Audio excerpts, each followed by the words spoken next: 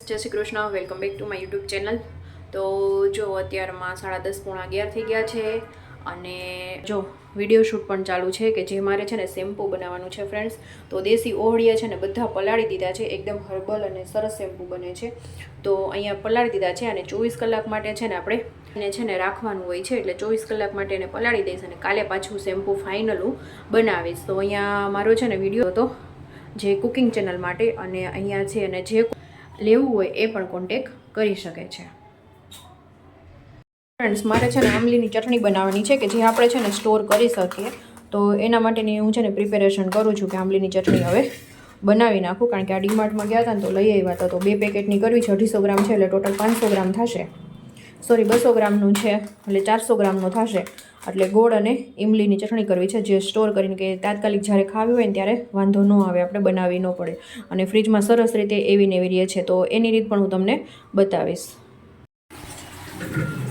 Friends જય Shri Krishna, welcome back to my YouTube channel.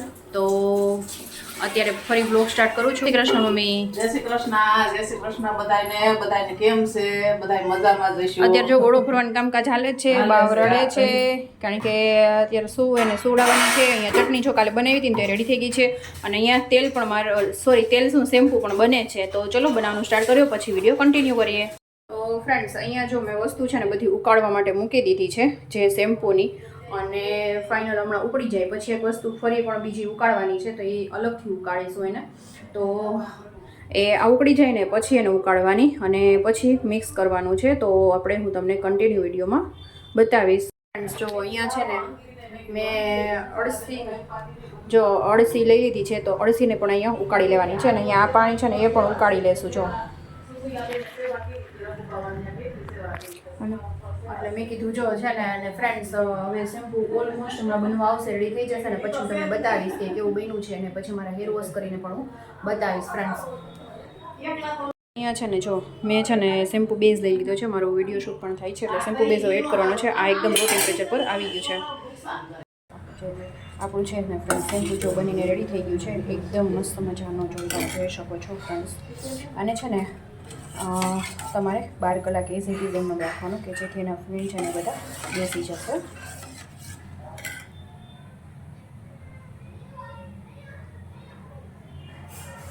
Friends જો અહીંયા છે ને મારું શેમ્પૂ મસ્ત બનીને રેડી થઈ ગયું છે ફ્રેન્ડ્સ. જો એકદમ મસ્ત મજાનું જો રેડી થઈ ગયું છે, કલર પણ એકદમ મસ્ત આવ્યો છે, અને મારી શું કહેવાય અહીંયા શૂટ પણ થઈ ગયું છે અને રીલ્સ પણ શૂટ થઈ ગઈ છે ફ્રેન્ડ્સ. તો રીલ્સ છે તમે જીનાલ વકાસિયા છે એમાં તમને રીલ્સ પણ જોવા મળી જશે, અને શેમ્પૂમાં છે ને હું જ્યારે આજે જ માહિતી જોવાની છું એટલે એ પણ હું તમને બતાવીશ. અને એકદમ સરસ પ્રોપર બન્યું છે કે જે મારા કુકિંગ ચેનલમાં મેં બતાવ્યું છે, અને આમાં પણ તમને મેં અગાઉ બતાવ્યું છે. હાથ એકદમ સરસ મારા એટલા ફીણ પણ થઈ છે ને એકદમ ચોખ્ખા પણ થઈ ગયા છે, એટલે હેર પણ એકદમ સરસ તમારા ક્લીન થઈ જશે. તો ચલો હવે બપોરે જમવાનો ટાઈમ થઈ ગયો છે, હમણાં જમી લઈએ. મારા મમ્મી છે ને થોડું કાચું સલાડ ને એવું બધું સુધારે છે, અને બાવ રડે છે તો બાવને સંભાળે છે મારી મમ્મી. અને અહીંયા જો વાસણ જો કેટલા વાસણ થયા. આમાં છે ને મેં જે હેર શું કહેવાય હાથ વોશ કર્યા હતા ને એ પાણી છે, જો કેટલા ફીણ થયા છે, અને આ બધું એનું નીકળ્યું છે, અને આ બધું એમને પડ્યું છે. હવે આને છે ને 24 કલાક માટે, અધરવાઇઝ 12 કલાક માટે એમને રાખી દેશે, એટલે ફીણનો ભાગ હોય છે ને બેસી જાય છે, પછી એને બોટલમાં પેક કરી લઈશું.